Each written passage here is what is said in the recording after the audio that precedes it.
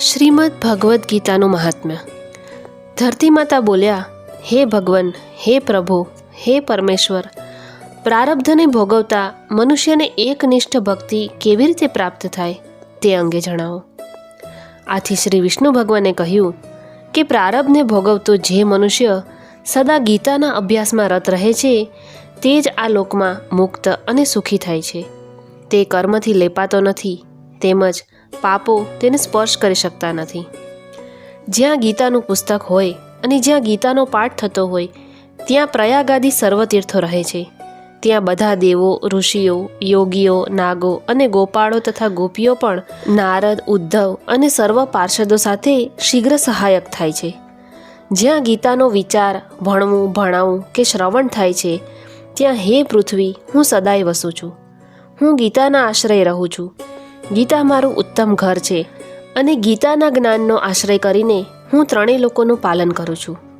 ગીતા એ અતિ અવર્ણનીય પદોવાળી, અવિનાશી, અર્ધમાત્રા તથા અક્ષરોરૂપ મારી નિત્ય બ્રહ્મરૂપિણી અને પરમશ્રેષ્ઠ વિદ્યા છે, એમાં સંશય નથી. તે 3 વેદરૂપ, પરમાનંદરૂપ, તત્વરૂપ પદાર્થના જ્ઞાનથી યુક્ત છે. જે મનુષ્ય સ્થિર મનવાળો થઈ નિત્ય ગીતાના 18 અધ્યાયનો જપ કરે છે તે જ્ઞાનરૂપી સિદ્ધિને પામે છે ને પછી તે પરમપદને પ્રાપ્ત થાય છે. સંપૂર્ણ પાઠ કરવામાં અસમર્થ હોય તો અર્ધો પાઠ કરે તો પણ તે ગૌદાનના પુણ્યને પામે છે, એમાં સંદેહ નથી. 3જા ભાગનો પાઠ કરે તો ગંગા સ્નાનનું ફળ મળે છે અને 6ઠ્ઠા ભાગનો પાઠ કરે તો સોમયાગનું ફળ મળે છે.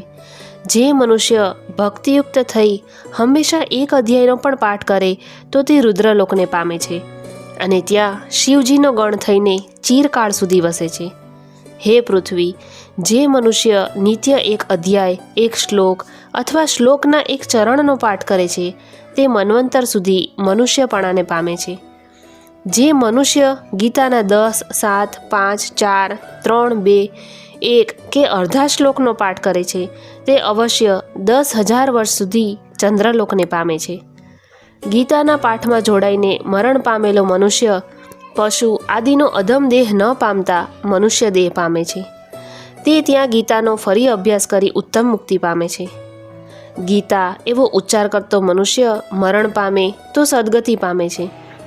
ગીતાના અર્થનું શ્રવણ કરવામાં તત્પર થયેલો માણસ મહાપાપી હોય તો પણ વૈકુંઠને પામે છે અને વિષ્ણુની સાથે આનંદ કરે છે. જે અનેક કર્મો કરી ગીતાના અર્થનો વિચાર કરે છે તેને જીવન મુક્ત જાણવો અને મરણ પછી તે પરમપદને પામે છે. ગીતાનો આશ્રય કરીને જનક આદિ અનેક રાજવીઓ પાપરહિત થઈ લોકમાં ગવાયા છે અને પરમપદ પામ્યા છે. જે ગીતાનો પાઠ કરી મહાત્મ્યનો પાઠ કરતો નથી તેનો પાઠ નિષ્ફળ જાય છે અને એવા પાઠને શ્રમરૂપ જ કહ્યો છે. આ મહાત્મ્ય સહિત જે ગીતાનો અભ્યાસ કરે છે તે ફળ પામે છે ને દુર્લભ ગતિ મેળવે છે. સૂતજી કહે છે, હે ઋષિઓ, મેં તમને ગીતાજીનું આ સનાતન મહાત્મ્ય જણાવ્યું.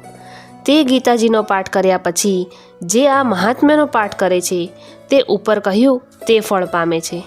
ઇતિ શ્રી વરાહ પુરાણે ગીતા મહાત્મ્યમ સંપૂર્ણમ. જય શ્રી કૃષ્ણ. આવા જ ધાર્મિક વિડીયો માટે મારી ચેનલને સબસ્ક્રાઈબ કરો.